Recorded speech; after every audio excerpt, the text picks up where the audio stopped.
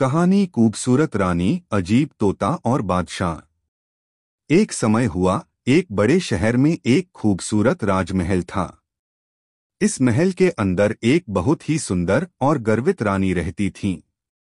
उनका नाम प्रिया था। रानी अपनी सुंदरता पर बहुत गर्व करती थीं और लोगों को अपनी खूबसूरती का आदर करने के लिए कहती थीं। उनके बादशाह भी उनसे प्यार करते थे, लेकिन उनका गर्व अक्सर उन्हें चिंतित करता था। रानी का गर्व और तोता। एक दिन बादशाह ने एक अजीब और विशिष्ट तोते को खरीदा। यह तोता बहुत ही खास था। वह बोलने और समझने में बहुत चतुर था।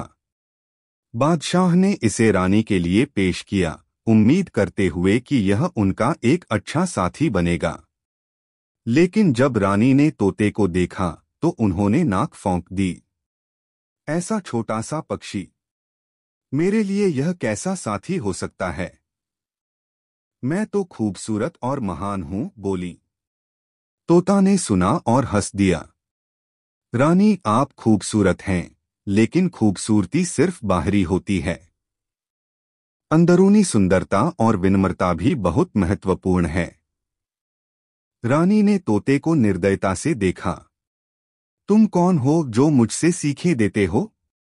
तुम तो बस एक छोटा सा पक्षी हो।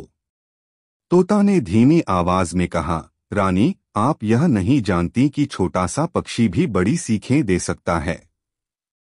रानी ने तोते की बातें नहीं मानी। वे उसे अपने कमरे में रखने से इनकार कर दिया और बादशाह को बताया कि तोता को बाहर निकाल दिया जाए। तोता की योजना। तोता बहुत दुखी हुआ, लेकिन उसने दिल में एक योजना बनाई। वह रानी को अपने गर्व के बदले सीखें सिखाने का फैसला किया। तोता ने एक छोटी सी डिग्गी लिया और उसमें अजीब अजीब दवाओं का मिश्रण बनाया। यह मिश्रण ऐसा था कि जिसे उससे पीना पड़ेगा, वह एक दिन के लिए अपनी खूबसूरती को खो देगा। एक दिन रानी ने एक पानी का प्याला पीने के लिए मंगवाया। तोता ने उस प्याले में अपना मिश्रण डाल दिया। जब रानी ने उस पानी को पी लिया तो उसका चेहरा ठंडा पड़ा। उसकी चमकीली त्वचा धुंधली हो गई और उसके बाल भी फटकर गिरने लगे। रानी ने दर्पण में अपना चेहरा देखा और चीखी, ऐसा कौन कर रहा है? मेरी खूबसूरती कहाँ गई? उसी समय तोता उसके सामने आया। रानी, आपने अपने गर्व के बदले यह सजा पाई है। आप खूबसूरत हैं, लेकिन आपका गर्व आपको खुद ही नष्ट कर रहा है। रानी ने तोते की बात सुनी और रोने लगी। मुझे माफ करो, मैंने गलती की है। मैं अपने गर्व को छोड़ना चाहती हूँ। क्या तुम मेरी मदद कर सकते हो? तोता ने मुस्कुराया। रानी, यह एक परीक्षा है। अगर आप अपने गर्व को छोड़ सकती हैं, तो आपकी खूबसूरती वापस आ जाएगी। रानी का परिवर्तन। रानी ने अपने गर्व को छोड़ने का फैसला किया। वह अपने दासों और दासियों को सम्मान देने लगी। वह बादशाह को और भी ज्यादा सम्मान करने लगी। उन्होंने अपने राज्य के लोगों के लिए कई चारित्रिक कार्य किए।